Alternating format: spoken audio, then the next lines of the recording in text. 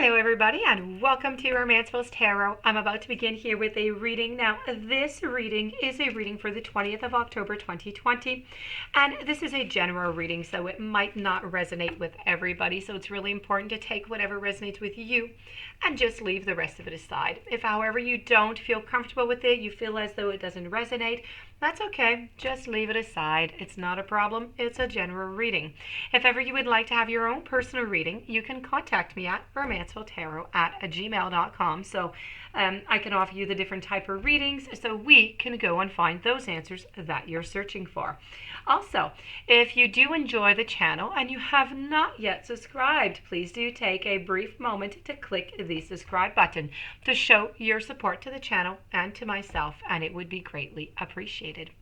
So with no further ado, I would like to begin this reading. This reading here is all about urgent dream messages for you. Now, these are messages coming for the sign of Scorpio, and these are unconscious messages, of course. So they come into the unconscious while we're sleeping. We don't really remember. We don't really know what they mean. It kind of gets lost, right? So these are your messages for the sign of Scorpio that your subconscious wants to give you. So we're going to look at these in detail. I'm going to tell you the three messages I have for you. I would also like to mention, if ever you do have a recurring dream, or there's a dream that you have that you do remember and you would like to have an interpretation of it, you can contact me. I do some dream interpretation. So if you would like to have the analysis and know what this means for you, what you need to do for this, you can contact me always at romancefulltarot@gmail.com. So with no further ado, let's begin this reading here for my dear friends Scorpio. And let's just turn these messages over. I have surrender, I have growth, and I have freedom. So we're going to begin with the very first one here, which is surrender. So surrender is the ebb and it's the flow of life. As you enter a period of potential struggle, okay, you need to relinquish control to the universe and give into something bigger than yourself.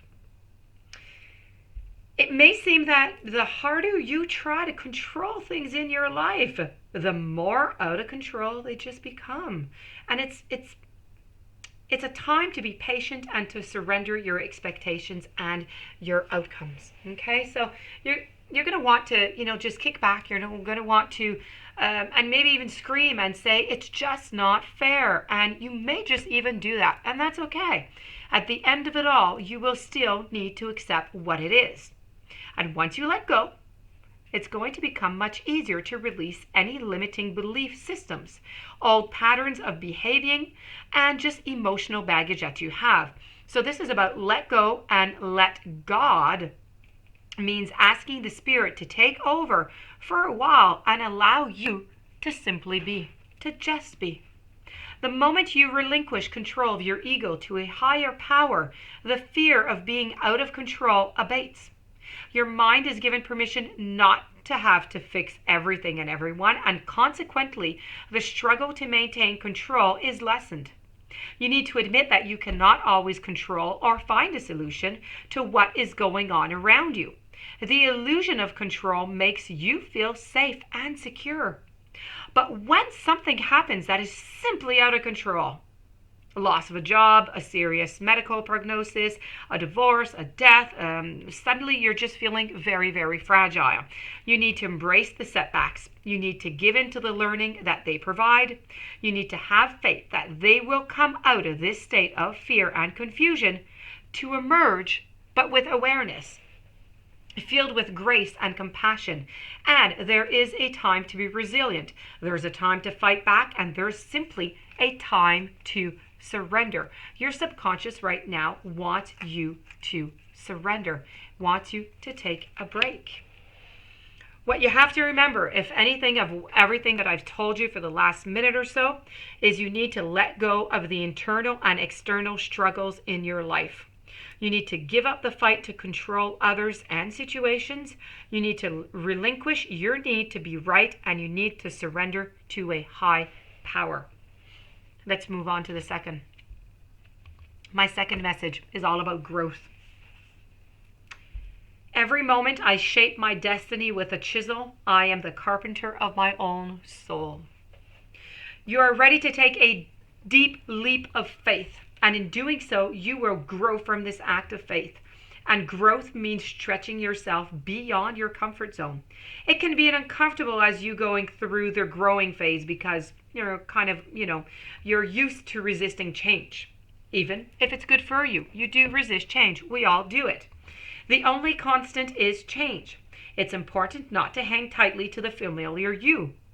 You need to watch how you are outgrowing yourself in different areas of your life. Perhaps you're going back to study, maybe you're seeking help to heal past wounds or creating space for spirituality.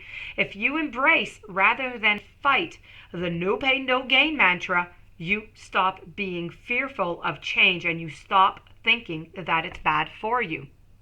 You must be willing to embrace the new and grow into your very best self. You need to take a risk and see what happens when you become committed to your personal growth. Give up the old, the hermit crab. Look at the hermit crab when it has outgrown its shell and it searches for a replacement so it can fit more comfortably. If it leaves too late, it's never going to be able to extricate itself from the shell. And then what happens? It prevents it from growing. Same thing, you need to take action, and the universe is going to conspire with you to make it happen. Be willing to grow in every area of your life. A light bulb moment is going to come to you in the stretch zone rather than your predictable comfort zone.